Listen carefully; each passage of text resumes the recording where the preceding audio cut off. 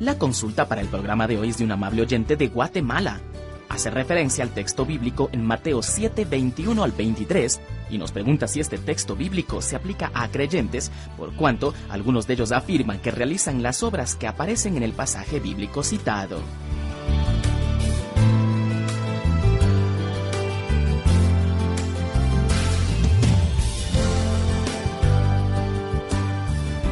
Aprecio mucho su consulta, amable oyente. Comencemos dando lectura al pasaje bíblico en Mateo 7, 21 a 23. La Biblia dice: No todo el que me dice Señor, Señor, entrará en el reino de los cielos, sino el que hace la voluntad de mi Padre que está en los cielos. Muchos me dirán en aquel día: Señor, Señor, ¿no profetizamos en tu nombre, y en tu nombre echamos fuera demonios, y en tu nombre hicimos muchos milagros? Y entonces les declararé: Nunca os conocí, apartaos de mí, hacedores de maldad.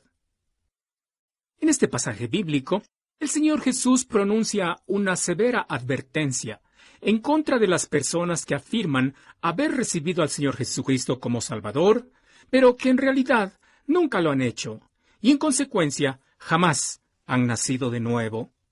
La advertencia a personas así comienza con la declaración: No todo el que me dice Señor, Señor, entrará en el reino de los cielos. Tener entrada en el reino de los cielos no es cuestión de decir lindas cosas como Señor, Señor. Tampoco predicar sermones cuidadosamente bosquejados. Para entrar al reino de los cielos, es necesario hacer la voluntad del Padre que está en los cielos. Al decir esto, el Señor Jesús no estaba dando a entender que se debe hacer obras para entrar al reino de los cielos. La voluntad del Padre que está en los cielos es que todo pecador reciba el perdón de pecados que el Padre ofrece en Cristo. Esto acontece cuando el pecador, por la sola fe, recibe a Cristo como su Salvador. Note lo que dice Juan 6:29. Respondió Jesús y les dijo: Esta es la obra de Dios, que creáis en el que Él ha enviado. El primer paso para hacer la voluntad de Dios es creer a Dios. Dios ha dicho que su voluntad es que crean en el que Él ha enviado, y por tanto, todo pecador debe creer en Jesucristo y recibirlo como Salvador, para poder entrar en el reino de los cielos. Luego, el Señor Jesucristo prosigue diciendo: Muchos me dirán en aquel día. ¿A qué día se refiere? El Señor Jesucristo está refiriéndose a lo que se conoce como el día del juicio para los incrédulos, o mejor dicho, el juicio del gran trono blanco. En ese día, no pocos, sino muchos dirán al Señor Jesús: ¿No profetizamos en tu nombre, y en tu nombre echamos fuera demonios, y en tu nombre hicimos muchos milagros? Notemos que estos falsos creyentes eran expertos en profetizar. Esto significa que eran muy hábiles proclamando la verdad bíblica. Esto no es raro, porque aún los demonios pueden hablar bien del Señor Jesucristo. Recuerde el incidente en el libro de Hechos capítulo 16, cuando un demonio proclamaba verdades importantes sobre Pablo y los que con él estaban, y sobre el ministerio que estaban realizando. Observe lo que dice los versículos 16 y 17 de Hechos 16. Aconteció que mientras íbamos a la oración, nos salió al encuentro una muchacha que tenía espíritu de adivinación, la cual daba gran ganancia a sus amos adivinando. Esta, siguiendo a Pablo y a nosotros, daba voces diciendo: Estos hombres son siervos del Dios Altísimo, quienes os anuncian el camino de salvación. ¿Hay algo de malo en lo que esta joven endemoniada estaba proclamando? Por supuesto que no. Sin embargo, quien hablaba por medio de la joven era un demonio.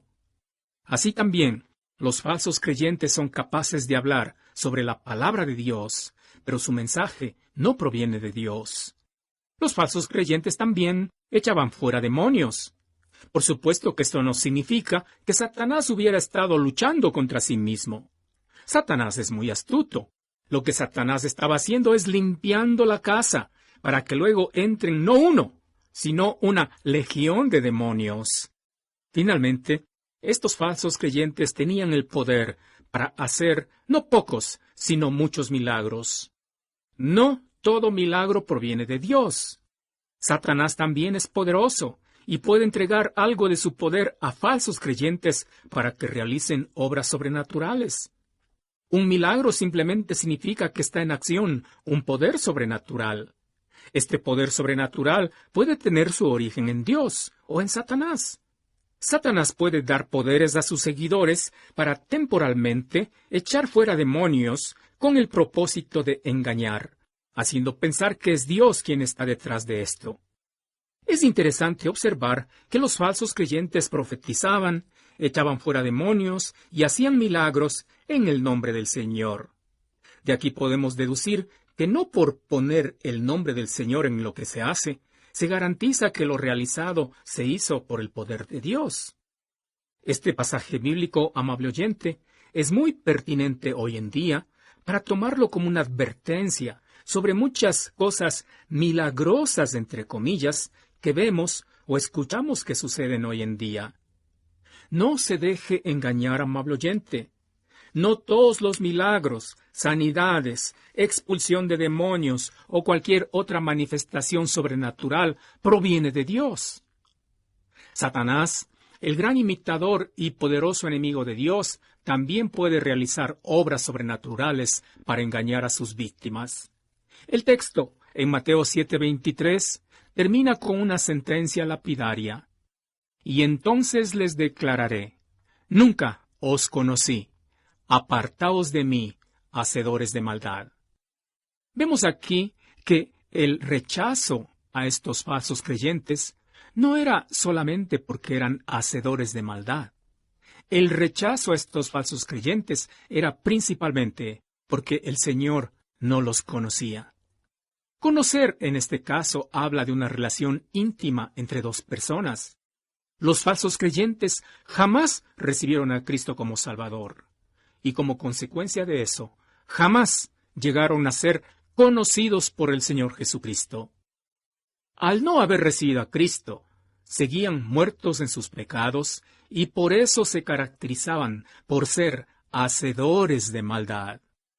En resumen, amable oyente, Mateo 7:21-23 tiene en mente a personas que de labios para afuera decían ser creyentes, pero jamás recibieron a Cristo como Salvador, y por tanto jamás nacieron de nuevo. Estos falsos creyentes tenían el poder para profetizar, echar fuera demonios y hacer muchos milagros tomando el nombre del Señor. Pero no era el poder de Dios lo que se estaba manifestando, sino el poder de Satanás. La sentencia del Señor Jesucristo sobre estos falsos creyentes fue, nunca os conocí, o jamás me recibieron como su Salvador y por eso no les conozco. Ustedes no pueden entrar al reino de los cielos porque siguen muertos espiritualmente, y por tanto sus obras, aunque milagrosas y realizadas en el nombre del Señor, son maldad. A manera de aplicación práctica, amable oyente, no estaría mal que usted se examine a usted mismo para saber si realmente está en la fe de Jesucristo. Tal vez es una persona que tiene una Biblia, va todos los domingos a la iglesia, canta, ora, ofrenda y todo lo demás. Todo esto está bien, pero recuerde que no por hacer estas cosas usted ya es creyente. La gran pregunta es, ¿ha recibido a Cristo como su único y personal Salvador? Si lo ha hecho, usted es salvo y forma parte del reino de los cielos. Pero si no lo ha hecho, a pesar de que hace todo lo que hacen los creyentes, usted no es salvo y no forma parte del reino de los cielos. No olvide también que los verdaderos creyentes somos hechura de Dios, creados en Cristo Jesús para buenas obras, las cuales Dios preparó de antemano para que anduviésemos en ellas. ¿Se ve en su vida las buenas obras que son típicas de los verdaderos creyentes? Usted no puede decir que es creyente y al mismo tiempo vivir en pecado.